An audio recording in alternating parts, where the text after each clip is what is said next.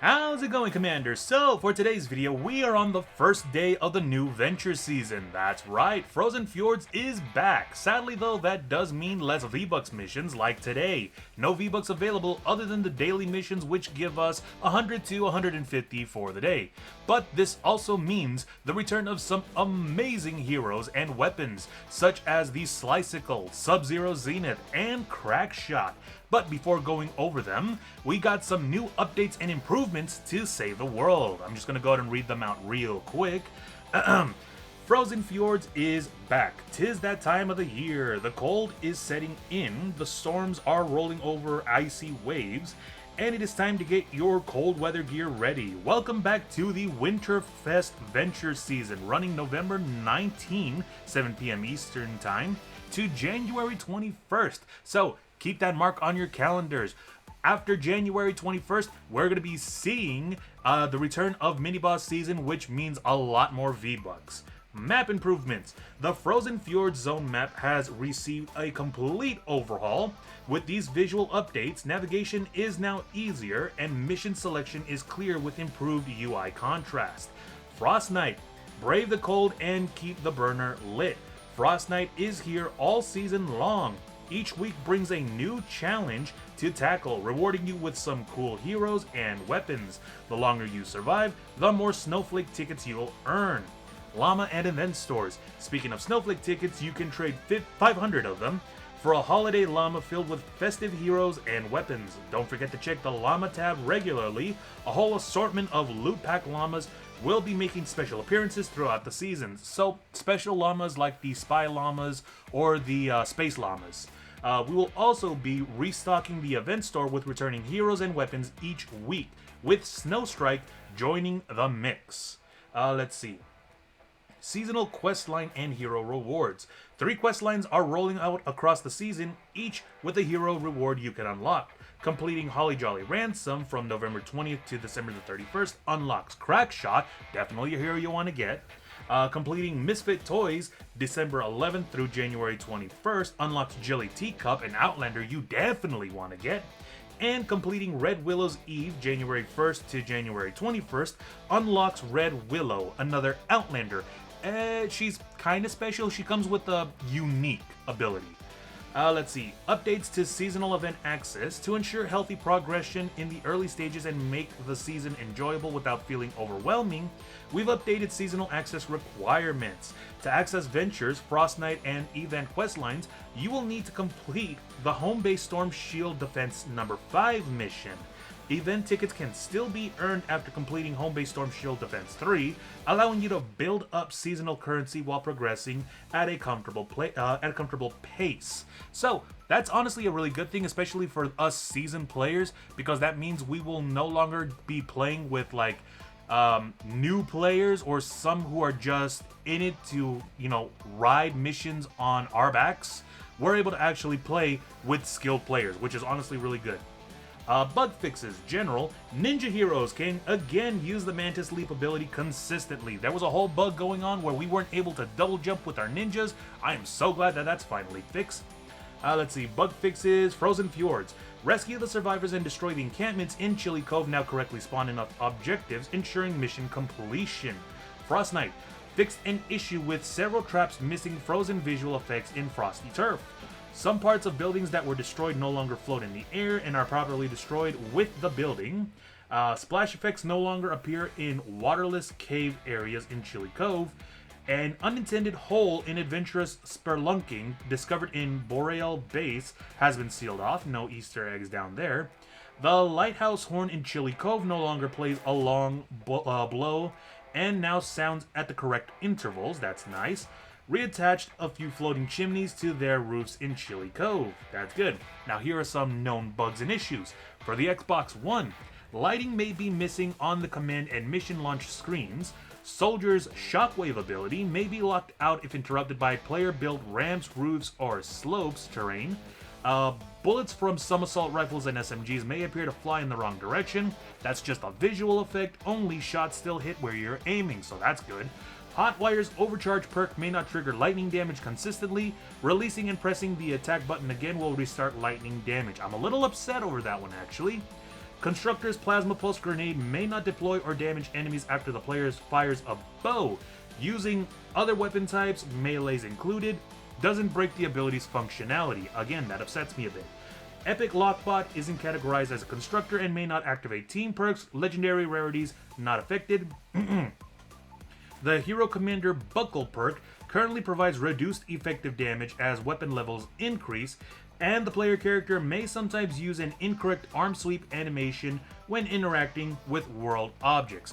And that is it for the updates. Little upset regarding the bug with Hotwire since he's going to be an insane hero to use this venture season, but hopefully he does get fixed very soon. But other than that, let's continue on with the item shop and our daily mission rewards. So, starting us off in the item shop, we got the brand new Flick Fusion bundle, and although it does look kind of cool, does it remind anybody of anything? It, for some reason or another, reminds me of Fusion Fall from Cartoon Network or the whole Globs of Doom from Nickelodeon, all that green goop and everything like that.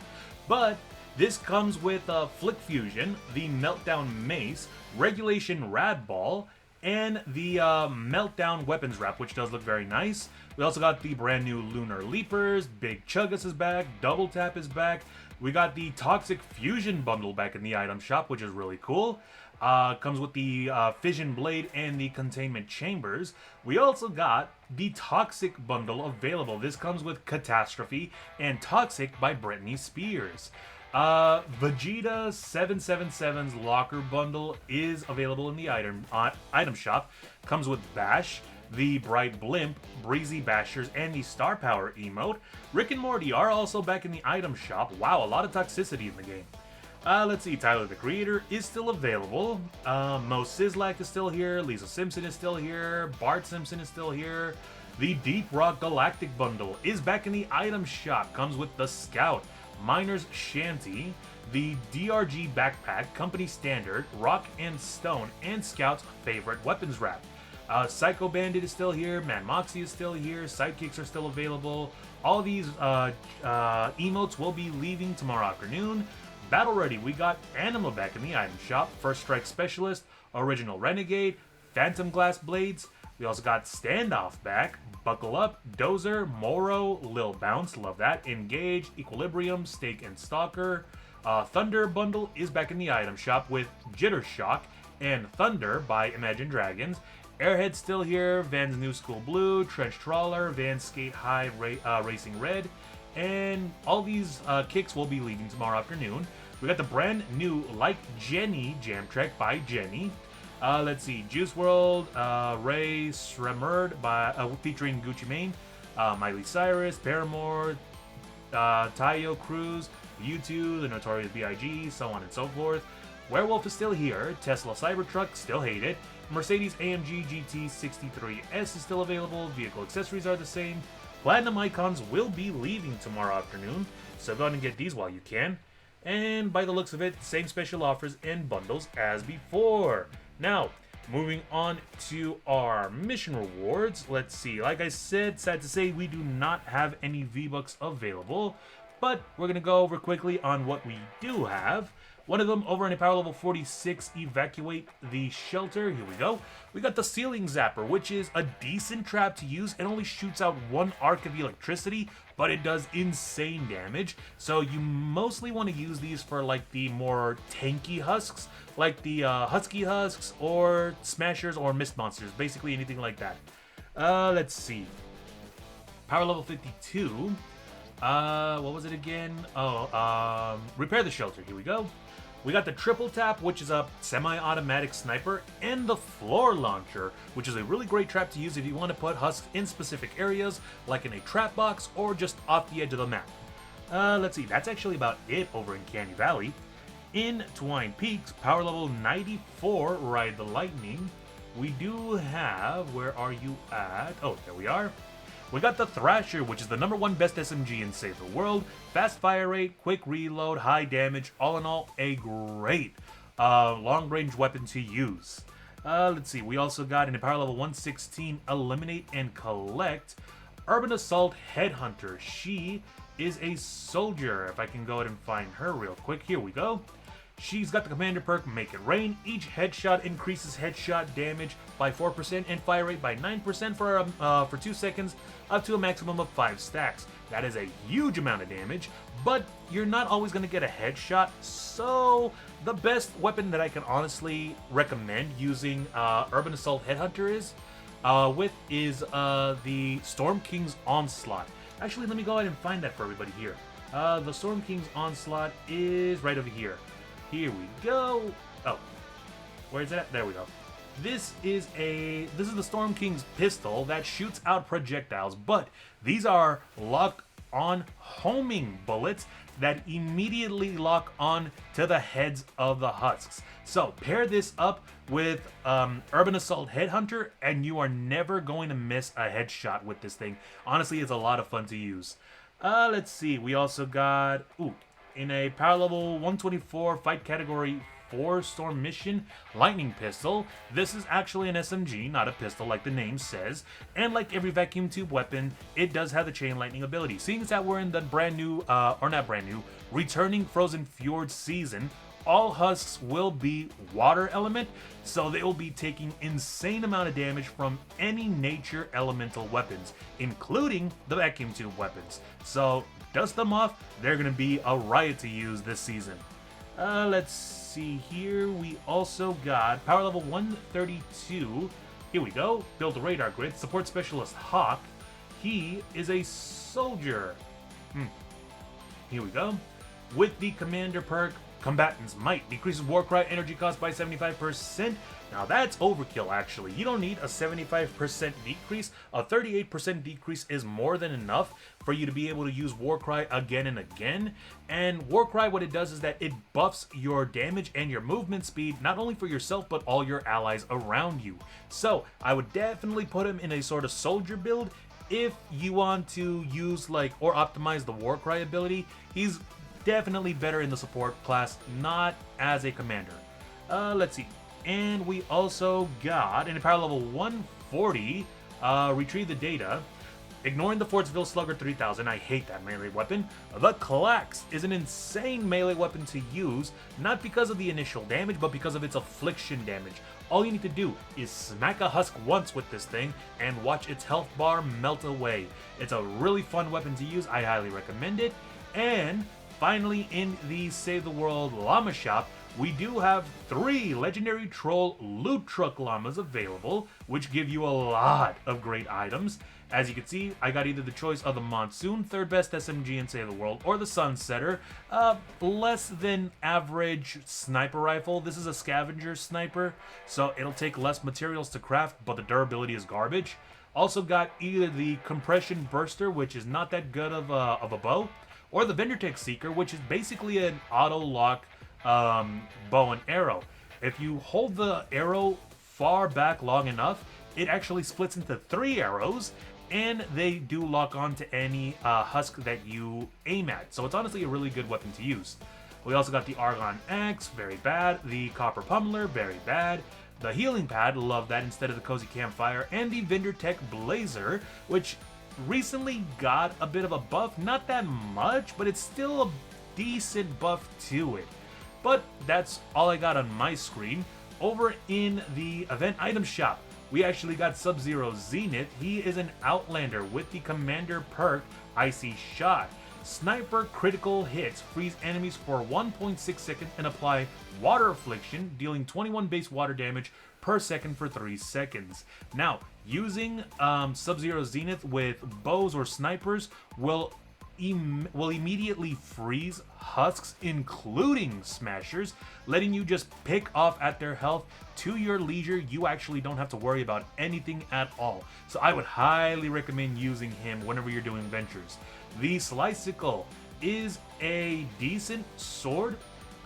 This sword actually has a special ability. If I can go ahead and find that real quick. See if I can find it over in the, here we go, in schematics. Where are you? Oh, holiday weapons. Here we go. There we go. This comes with, there we go.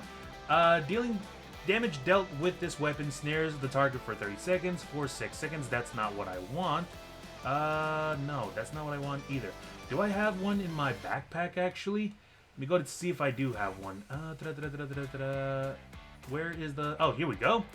There we go. Every 8th hit causes a freeze around the character. So basically what that means, every time you hit for the 8th time, it causes all the husks around you to freeze. Doesn't specify for how long. I think just for like a few seconds, maybe 3 at most. I need to recheck that, but this will honestly keep you very safe around areas, and this weapon is a huge win to use whenever you're going up against fire elemental husks. So I would actually get this melee weapon and wait until the next venture season where you're going to be getting a lot of fire-based husks. Otherwise, it's still kind of useful for this season. Let's see, where else do I got? That seems to be about it. We also got 8-Bit Demo actually back in the weekly item shop. He is a constructor with the commander perk Enduring Machines. Explosive weapons have a 40% chance to not consume ammo with each shot. And we do have quite a few rocket launchers that are automatic. So imagine an endless barrage of rocket launchers. That's just going to be so much fun to use. So there is a really cool hero loadout that I would recommend using 8-Bit Demo with. But if you guys are curious on how to make an endless pit of rockets hero build, let me know down in the comments. I'd love to go and make it. But other than that, that seems to be about it. And that about does it for today. Though I am sad to say that we do not have a lot of V-Bucks coming these next few months, I am still excited for Frozen Fjords because I actually do love this venture season. It actually comes with a lot of great challenges, a lot of great heroes, a lot of great weapons, basically just a lot of great rewards altogether. And I would highly recommend playing this season. Otherwise, you're going to have to wait another year, or you're going to have to use your voucher tickets to be able to get any heroes or weapons that you are missing. So get on that and enjoy this season. But other than that, if you guys like my content, why not leave a like? And if you guys want to get more updates regarding the game, why not drop a follow? Until then, as always, stay safe and game on!